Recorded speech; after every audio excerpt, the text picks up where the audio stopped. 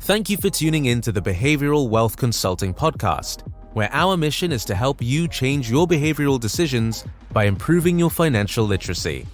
If you want to live a more fulfilling life and get on track towards your long-term financial goals, it requires changing behaviors, developing a plan, and prioritizing your financial decisions.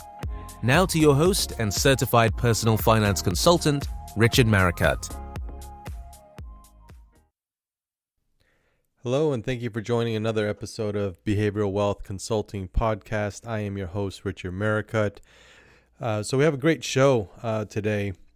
Have you ever felt your emotions take over when either making a big purchase or if you had to invest a large amount of money towards something, or maybe you got mad at someone you knew for not paying you back, right? I'm sure most of us have had one of those feelings before. And this is because there's a direct correlation between money and emotions. And in today's show, we'll go a little bit more in depth on understanding your emotions and being able to use those emotions to improve your financial future. But before we begin, just a reminder, I am not a financial advisor or a tax consultant. Always make sure you do your own research before spending any of your hard-earned money and or investing. So let's get right into it. I talked about the emotions, right? So that reaction that you typically have. So how do people define or typically define money, right? So how do you define money, right? So if you had to think about it, how would you define money? It's not uncommon for our society to define money in four categories.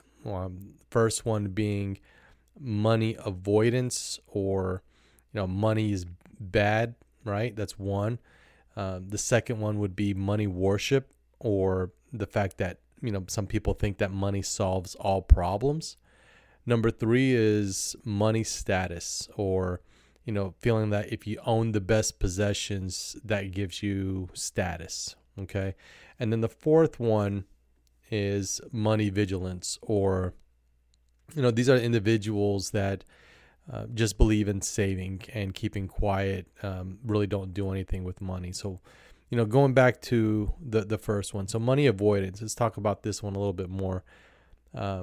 So again, these type of people that think money is bad, and so they avoid trying to even have conversation with money. We often hear the saying, money is the root of all evil, right? You probably heard that before. But the original tradition of that saying actually relates the love of money, of being root to all evil, as more actually referring to greed as opposed to physical money, right? So, think about this. Have you ever come across someone who is well off telling you that money is bad? Probably not, right? That's because I think money can be used for so much greater good than actually evil, right? The second definition, or the way people typically define money, again, is the money worship, right? So this is the person that thinks money solves all problems. Where I do agree with, this is that, money does not solve all problems, right? So for example, money can't fix a marriage. Money can't make people love you, maybe fake, right? But it can't make people genuinely love you. It can't keep you alive. It can't cure sickness. However, money can help put you and your family in better living conditions.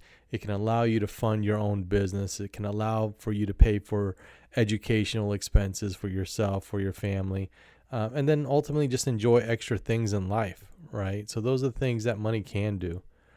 The third one, the money status, or, this is the individual that is about possessions. Some people feel like having more physical possessions that society deems to be a rich status is better than having a solid retirement account or an emergency fund, or insurance to protect all of your assets. That's one outlook that I've changed over the last several years. Is I used to be that way towards money. I used to want the materialistic things that I thought would make me feel better because I had them. But the reality is my lifestyle and my funds didn't match with what I was trying to show off. And now I'm actually reverse of that. Now I'm actually more proud of my retirement account. I'm more proud of my savings account. I'm more happier about the ability to use money to make more money. And I think that just comes with growth, right? I think that just comes with growth.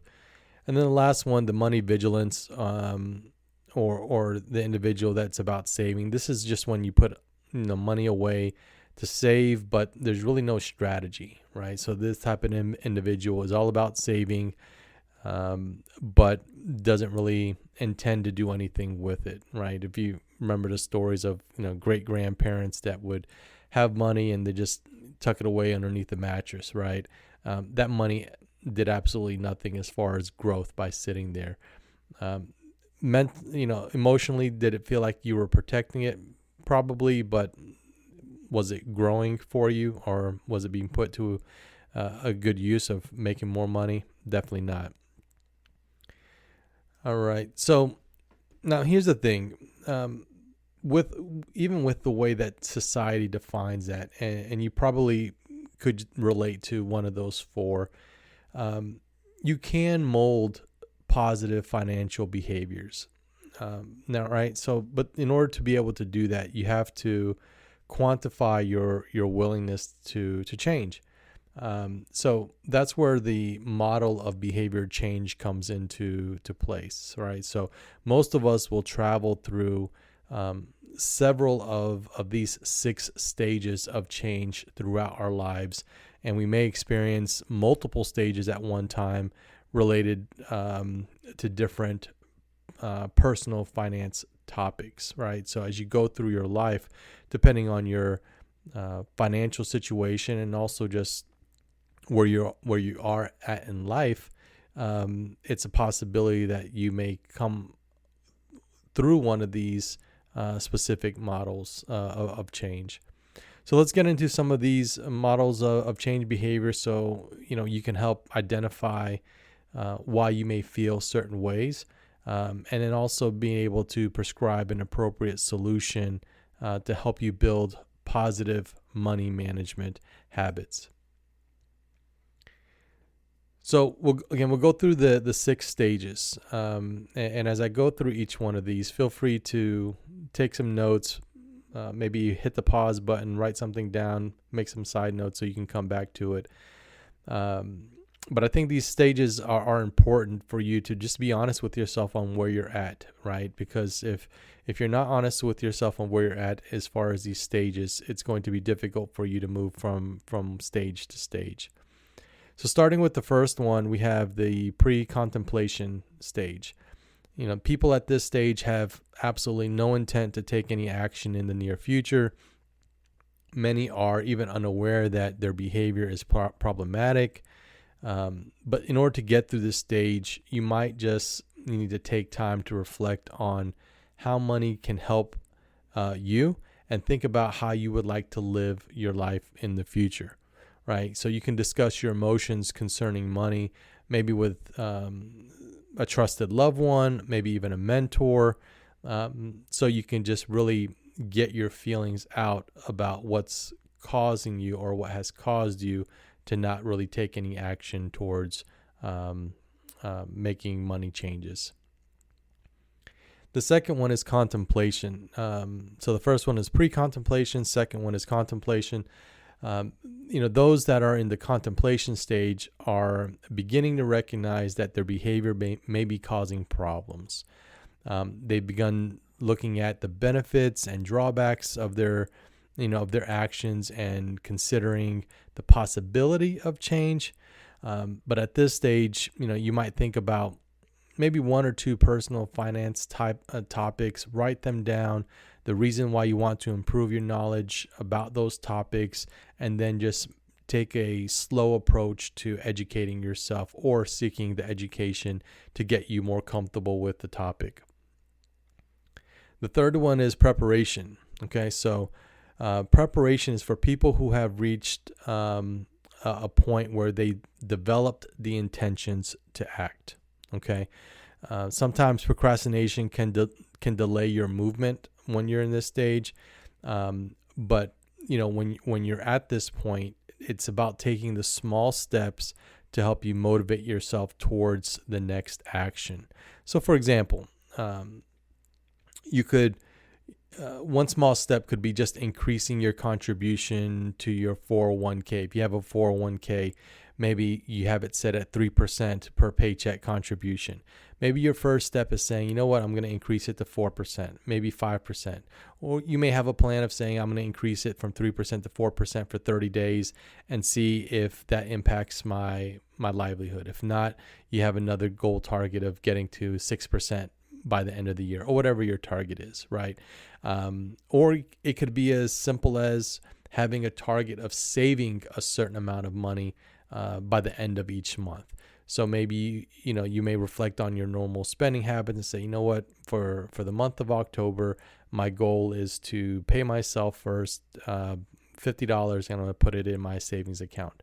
And I'm going to do that for 3 straight months. And then if you meet that, then is it 6 months, then 1 year, right? And it's sometimes seeing these small results or the results of these small actions is what can help propel you to making greater changes around your behavior. The fourth one is action. Okay, so by the action stage, people have made some modifications already to their behaviors, to their lifestyle.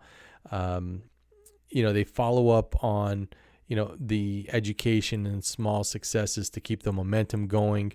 At this stage, you might be at a point where you're negotiating your car insurance rate with your carrier, right?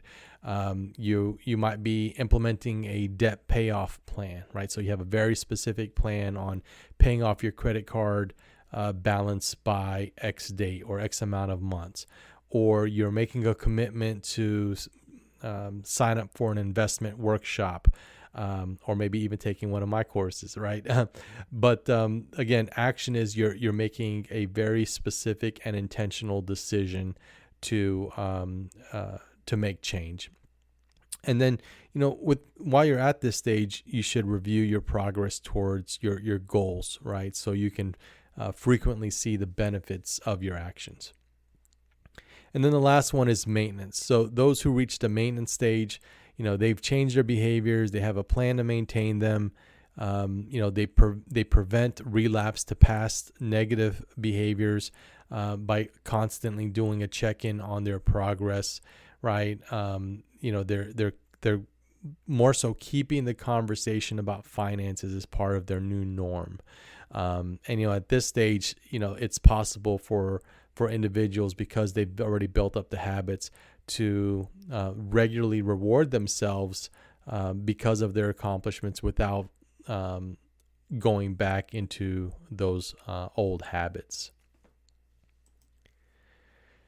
So when it comes down to setting financial goals, here's the thing about setting financial goals. It's your choice, right? So before you can set financial goals, I would say think through a couple of these questions, right? And again, be honest with yourself. Think about what lifestyle is it that you want to live, right? There's no right or wrong answer. It's the kind of lifestyle that you want to live. Who do you want to share your time with, right? Time is valuable. Time is something you don't get back. What are the things that you would like to have, right? Is it a nice car? Is it a bigger house? Is it just being able to buy yourself free time so you can take, a 3-day weekend every month, right? Is it about traveling? Is it that you want to travel the world? Do you want to spend more time with a hobby, right? So when you're setting your financial goals, think about all of those things, because it's going to be important that you align your goals to those things. Okay. So to break it down even, to break it down even a little bit further, here's a 5-part outline to help you get started, right? So when you think about setting financial goals, try not to overcomplicate it. Okay. So number 1, write down your dreams, right? And I'm not going to even put a cap on what that is. Just write down your dreams so you can physically see what your dreams are on paper. Then the second thing is you want to organize your goal, right? So how are you going to, what are some of your initial thoughts to get your dreams into more of a goal setting? Third thing is create a rough plan, right? So just sketch it out. Remember, this is your financial goal setting. So you can make edits as you get more involved and as you get more information or you come across some challenges and obstacles. You can make edits, but it's easier to make edits when you have a physical plan. The fourth one, which is important, is review your goals often. One of the things that I do at the start of this year, and this isn't by any means tied to, New Year resolutions goals. It's more of very specific financial goals. I start the year off, and typically in the month of December is when I will put goals that I want to accomplish in the following year. And I write them down, and I try to ensure that I'm being specific about what those goals are, and then review them. And then I post them actually on my bathroom wall, and it's a good reminder every morning I wake up and I go into the bathroom. I see what my goals are. Okay, and number 5, again, one of the reasons why I do that is because if you can see it, you can believe it. Right? It's a good reminder. The more that you see it, it becomes more realistic that you can achieve it. So, we've heard of, you may have heard of SMART goals before, right? So basically SMART goals are clear statements of the anticipated outcomes you want to achieve, right? So without written goals, we have no sense of direction. It's like, driving to a place you've never been, without a map or GPS. When you have written goals, your roadmap is a roadmap that leads you to the intended direction. So your goals may change over time, and that's okay, but you will find that writing out your goals, your initial goals, will help you start planning your future. And and the last thing I'll say is don't forget the balance, right? So it's important to clearly write out the goals. And it's definitely great to keep the focus on there, but you want to make sure that you are balancing your life, right? Goal setting can improve every aspect of your life. You want to, don't forget things like your family, physical health. I mentioned earlier, spending a little bit of money on yourself to recognize your accomplishments. Don't forget about your spiritual self. Dedicate time for meditation. Giving back is also important. It's also a good feeling, right? Once you get to a point where you can give back and contribute to your favorite charity, donate your time. And then the last one is making sure that you balance career and personal growth, right? Build your personal confidence, learn something new.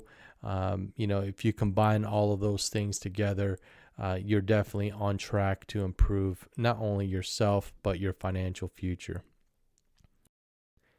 I hope you enjoyed today's show. For more information about my services, please visit my website at behaviorwealthconsulting.com. Also, if you'd like to hear more about a specific topic for future episodes, email me directly at behaviorwealthconsulting@gmail.com. Thanks for listening. Thanks for listening to the Behavioral Wealth Consulting podcast. For more information on how we can help you design an effective financial strategy through behavioral changes, visit us at behavioralwealthconsulting.com.